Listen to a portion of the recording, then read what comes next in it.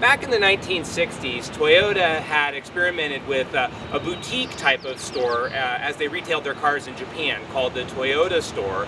And their top-of-the-line car was the Toyota Crown, which featured an inline six-cylinder engine, 2 liters, about 110 horsepower. It's a great engine, actually, for its day. And they wanted to do something special with that engine. Instead of on a big sedan, they wanted it on a small sports car. So they teamed up with Yamaha. Yamaha developed for them in 1965 the 2000 GT sports car, which they showed in 1965 and retailed through their Toyota store chain in Japan from 1967 to 1970. It is, in the kingdom of Japanese cars, perhaps the single most collectible car of all time. In fact, the most recent auction result for a 2000 GT is $1.2 million, for example. Well, they still had this great engine, not giant horsepower, but practical horsepower, very reliable motor, just a great engine, and they needed something to do with it. So in the 70s, they had one sports car available in their lineup. It was the Celica, and so they put that 6-cylinder engine in it, put some spoilers, and did kind of a cool interior upgrade on that car, and they called it the Celica Supra. And then later on they had a new body style which made it more distinctive look for the Supra lineup. It was still called the Celica Supra or Celica XX in Japan, and we call it the Mark II. Still an inline 6-cylinder engine until 1986 when they came out with a totally different Supra, and it was its own car, and it had a different 3-liter engine, inline 6, and was available either in a 200 horsepower naturally aspirated or a 230 horsepower turbocharged model. And for us who grew up in the 80s, it was one of the signature cars of the entire decade. It was big and heavy, but it was so cool and well built and fast. And yes, there was a problem. They switched from asbestos head gaskets to copper head gaskets, and somehow, some way, they didn't realize you needed to torque them down differently, and it caused a lot of head gasket problems. And that car is somewhat maligned historically, but it's actually a really great car.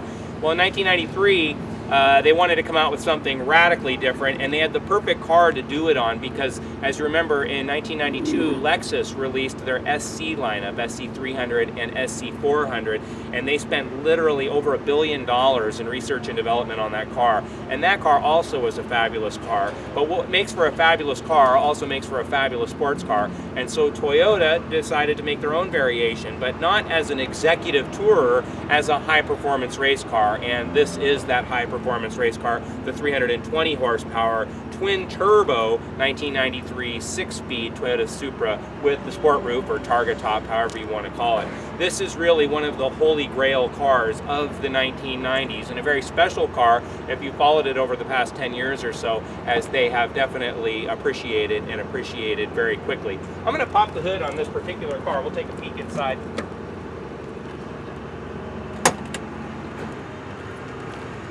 This particular car has about 88,000 miles. It's owned by one of our service riders, Kevin, who's been taking fabulous care of it, quite obviously.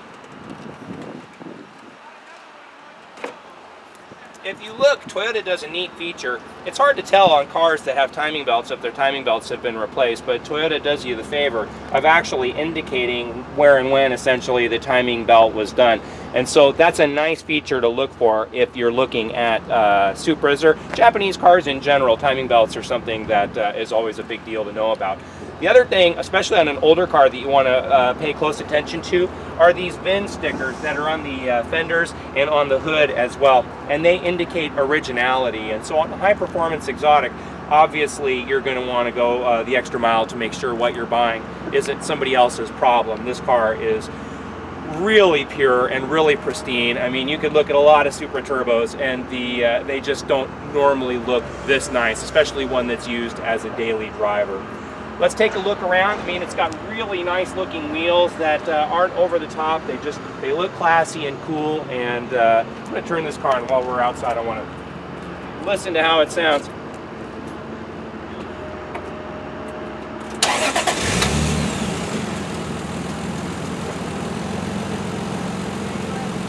Now, although this is a twin turbo, for most of the time that you're driving it, it's actually a single turbo. It gets 315 pound-feet of torque, but 300 of that is available as low as 1800 RPM thanks to the first turbocharger, which does all the heavy lifting.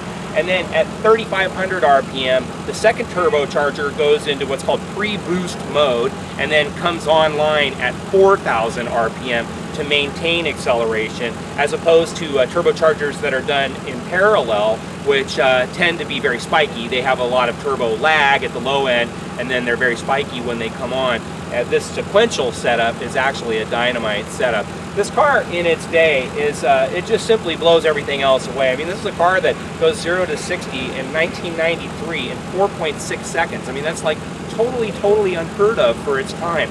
And then the braking system, which is unique to the turbo model, has individual sensors that they're yaw sensors. They are calibrated to the dynamics of the situation. And so this is stuff we talk about now on high performance cars, but again in 1993, I mean, who was doing this? And so the 70 to 0, not 60 to 0, but the 70 to 0 braking speed on this, it can achieve 0 miles per hour from 70 miles per hour in 149 feet, which is totally extraordinary and simply blew everything else away. It was, in fact, in Car and Driver magazine, that record wasn't broken until 2004, and it was broken by the Carrera GT, for example. Let's take a look around. Now, they did a lot to try and Toyota to try and make everything light. They used like an aluminum hood. It's only a single exhaust outlet where everybody else was doing dual exhaust outlets. And so this car weighs 3,450 pounds stock, and then you add 40 pounds to that with the sport roof or target top, so 3,490 pounds. But it's impressively put together. 53-47 weight distribution. I mean, all of the variables for a successful race car are here. It's very well built. It's very powerful. It has amazing brakes. Everything is first class. And when you open and close stuff, it feels great.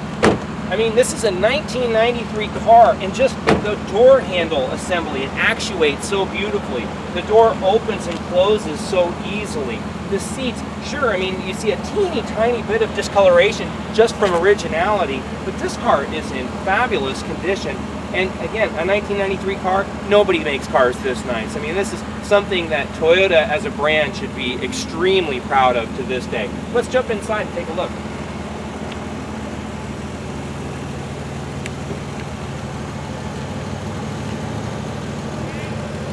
Now, the non-turbo models have a 5-speed transmission that's made by Toyota, but the turbocharger models have a 6-speed transmission that's made by the German transmission company Getrag.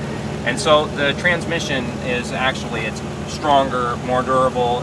Whatever reviews you read about these cars, you'll never read one where somebody's having a bunch of transmission problems. It's just a really well put together transmission.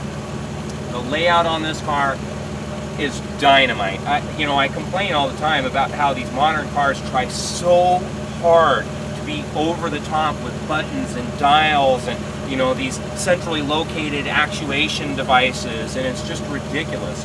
This is what a high performance car, this is what every car should look like inside.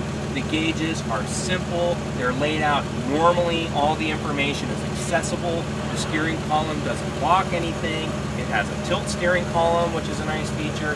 And then why do they not make cars with removable roofs anymore? I don't know.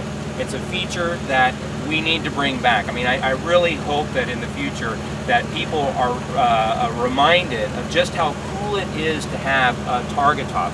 Everyone's doing retractable convertible tops these days. You don't necessarily need a convertible top. When summertime comes out, it's nice just to take the roof off the top part, and you have that coupe feel and that chassis strength and that cool look and everything, but with a targa roof as opposed to a full convertible. I don't understand why manufacturers have gotten away from that feature. It's a great feature that needs to definitely make a comeback. This particular car is a fabulous car in fabulous condition. It's worth a lot of money if it were ever to come onto the market. If you have any questions about this car, about Supras, or anything here at Infiniti of Kirkland, please don't hesitate to give me a call anytime. My name is Joe Tunney. I'm the sales manager here at Infiniti of Kirkland. You can call me at 425-821-1400, or just drop me an email at joet@infinityofkirkland.com.